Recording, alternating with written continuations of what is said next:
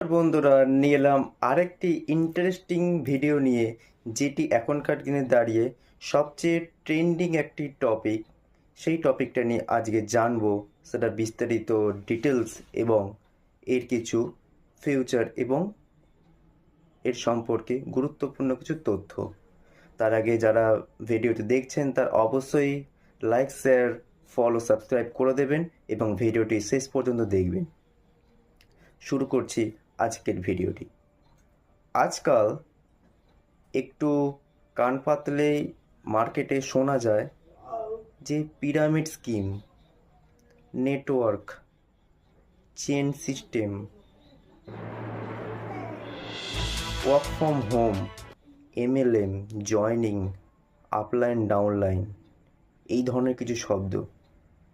এই ধরনের শব্দ শোনায় বিভিন্ন মানুষ এর হাত থেকে 10 হাত ধরে পালায়, কিন্তু এর সম্পর্কে সে বেশি কিছু জানার চেষ্টা করে না। কারণ আমাদের কাছে নলেজ কম, ইনফরমেশান প্রচুর থাকে। এই কারণে আমরা এইসব জিনিসগুলোকে শুনলে ভয় পেয়ে যাই। আচ্ছা, সত্যিই কি এই জিনিসগুলো লোক ঠকানোর কাজ বা লোককে টুপি পরানোর কাজ, নাকি এটি ঈশ্বরের একটি বরদান বা ঈশ্বরের একটা আশীর্বাদ? সেটি সম্পর্কে জানব। আজকে যে জিনিসটা নিয়ে কথা বলছি সেটাকে এক কথায় বলে network marketing, direct selling or multi level marketing. এই পেশাটি সারা বিশ্বের মধ্যে 14,000 পেশার মধ্যে অন্যতম এবং এটি 100% প্রফেশনাল মানুষের একটি ব্যবসা।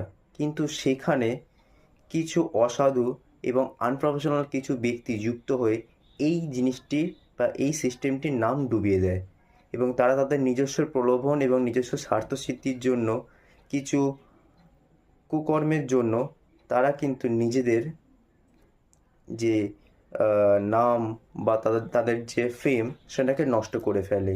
এই দরুন বিভিন্ন সাধারণ মানুষেরা তাদের অসাধু কাজের জন্য এই টোটাল সিস্টেমটাকেই তারা নেগেটিভ ভেবে নেয়। এটা হচ্ছে মোদ্দা কথা। উদাহরণস্বরূপ, ছুরি বা নাইফের আবিষ্কার হয়েছিল যে কোনো জিনিসকে সহজে কাটার জন্য, অর্থাৎ কোনো ফল, সবজি, দড়ি, কাগজ ইত্যাদি ইত্যাদি। বাট সেই ছুরিটা নিয়ে যদি কেউ হাত কাটে বা যদি কেউ গলা কাটে, তাহলে তো ছুরিটা তার জন্য দায়ী নয়, দায়ী হচ্ছে যে ব্যবহারকারী, সেই ব্যক্তিটি। এলএম অর্থাৎ নেটওয়ার্ক মার্কেটিং, এই সিস্টেমটি 1934 সালে ক্যালিফোর্নিয়াতে জন্ম নিয়েছিল এবং 1995 সালে সেটি ভারতবর্ষে স্বীকৃতি পেয়েছিল। সেই সময় থেকে শুরু করে 2021 সাল পর্যন্ত এই ধরনের কোম্পানিগুলি এই সিস্টেমকে ওপর ভিত্তি করে কাজ করে চলছিল। কিন্তু 18 ডিসেম্বর 2021 সালে Indian government consumer protection act নিয়ে এলো, যার ফলে মাত্র 461টি কোম্পানি ভারতবর্ষে লিগাল হিসেবে ঘোষিত হলো এবং সেই কোম্পানিগুলি বর্তমানে কাজ করে চলেছে।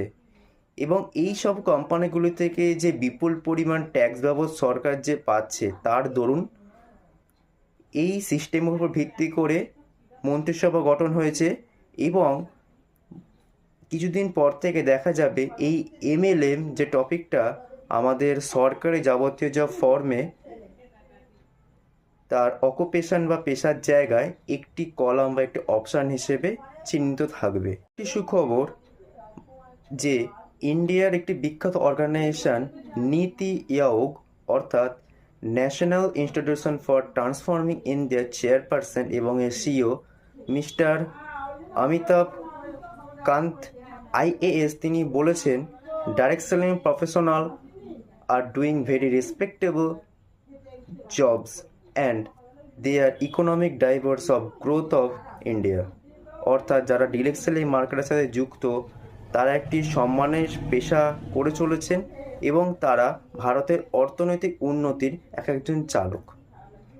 এবং ইন্ডিয়ার বিভিন্ন নামকরা শিক্ষা প্রতিষ্ঠানে, বিশ্ববিদ্যালয় যেমন এমআইটি ইউনিভার্সিটি, দিল্লি ইউনিভার্সিটি এবং জয়পুর ইউনিভার্সিটি, তাদের শিক্ষার প্রযুক্তির মাধ্যমে তারা এই নেটওয়ার্ক মার্কেটিংয়ের ওপর বিভিন্ন কোর্স রেখেছে, যেমন ডিপ্লোমা, ডক্টরেট এবং এমবিএ, এবং বিভিন্ন ছাত্রছাত্রীরা এই এক্সাম ক্র্যাক করার ভিত্তিতে সেখানে কয়েক লক্ষ টাকার বিনিময়ে এই সাবজেক্টটি নিয়ে পড়াশোনা করছে। মাইন্ডিট এবং ইন্ডিয়ার ফিকি এবং কেপিএমজি বলেছে 2025 সালের মধ্যে ভারতবর্ষে এই মার্কেটিংয়ের টার্নওভার হবে 64,500 কোটি টাকা, এবং 1,80,00,000 মানুষ এই পেশার সাথে ডাইরেক্টলি আর ইনডাইরেক্টলি যুক্ত থাকবেন, এবং তাদের মধ্যে 60% হবে মহিলা।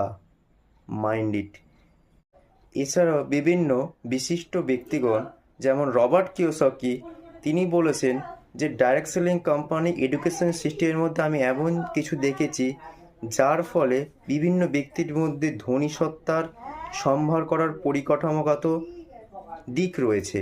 এবং বিল গেটস তিনি বলেছেন, যদি আমাকে আবার নতুন করে শুরু করতে বলা হয় বা সুযোগ দেওয়া হয়, তবে আমি শুধুমাত্র এই নেটওয়ার্ক মার্কেটিং সিস্টেমকেই বেছে নেব। এবং বিজ্ঞানী অ্যালবার্ট আইনস্টাইন বলেছেন, compound interest is the 8th wonder of the world. অর্থাৎ নেটওয়ার্ক মার্কেটিংয়ের একটি দিক হচ্ছে কম্পাউন্ডিং সিস্টেম, মানি কম্পাউন্ড, টাইম কম্পাউন্ড। এটার ওপর তিনি বলেছেন এটা অষ্টম আশ্চর্য একটি জিনিস।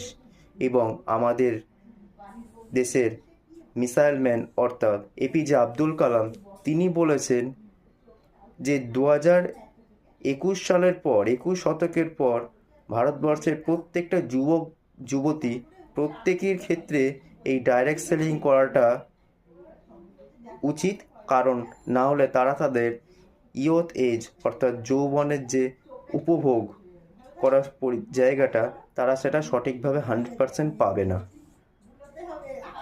এই ক্ষেত্রে বলে রাখি, যারা এই নোবেল বিজনেসটিকে নিয়ে বিভিন্ন রকম মন্তব্য করছে, উল্টোপাল্টা কথা বলছেন, তাদেরকে বলছি এই কনসেপ্টটি আছে বলেই বেকার ছাত্রছাত্রীরা তারা তাদের আত্মহত্যার জায়গা থেকে পিছিয়ে আসছে, এবং বিভিন্ন লিডারদের ড্রাইভাররা, তাদের বডিগার্ড বা তাদের সিকিউরিটি গার্ড, তারা ইনকাম পাচ্ছে। বিভিন্ন সেমিনার হলে যে হলের যে মালিক তারা ইনকাম পাচ্ছে, সেখানে সাফাই কর্মী, ঝাড়ুদার এবং যে ছোটো ছোটো ক্যামেরাম্যান থাকছে তারাও সেখান থেকে ইনকাম পাচ্ছে। এবং যারা ফ্লেক্স ডিজাইন যারা ছাপায়, তারা তৈরি করে, এবং বিভিন্ন ফুল মালার দোকান, এছাড়া ছোটোখাটো খাবারের দোকানগুলো, তারা কিন্তু এখান থেকেও ইনকাম করছে। এই ডাইরেক্ট সেলিং কোম্পানিগুলো বেঁচে আছে বলে তাদেরও ইনকাম এখান থেকে অব্যাহত থাকছে। এছাড়া যারা জীবনে কিছু করতে পারে না, তাদের সেই সামর্থ্য নেই, তারা নিজেদের সেই সুপ্ত স্বপ্নগুলোকে পূর্ণ করার বা তার স্বপ্নগুলোকে অঙ্গীকার করা তার একটা নতুন রাস্তা খুঁজে পাচ্ছে। এই জন্যই প্রত্যেকের কাছে আমার রিকোয়েস্ট, এই জিনিসগুলোকে আগে জানবেন, বুঝবেন, তারপর বিভিন্ন জায়গায় মন্তব্য করবেন, কারণ এই সাবজেক্টটি বেঁচে আছে বলেই এই অর্থনৈতিক পরিকাঠামো যে ভারসাম্য সেটা এখনও পর্যন্ত জীবিত রয়েছে, এবং এই সাবজেক্টের ভবিষ্যৎ সুদৃঢ়। এগুলো পুরোপুরি লিগ্যাল একটি ব্যবসা। এটি আপনারা পুরো জিনিসটাকে ভালো করে জেনে নিন, ভালো করে বুঝে নিন, তারপরে সেই সাবজেক্টে আপনার 100% রাত দিন এক করে দিন। দেখুন আপনার এখান থেকে যে চাহিদা সেটি অবশ্যই এখান থেকে বেরিয়ে আসবে।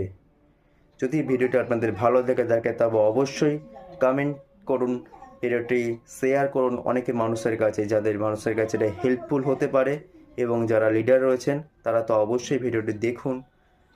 সবশেষে দেখা হবে পরবর্তী কোনো ভিডিওতে। তার আগে আপনারা যদি নতুন কোনো টপিকে ভিডিও দেখতে চান তবে অবশ্যই কমেন্টে জানাবেন। আমি আপনাদের সেবায় সবসময় রয়েছি।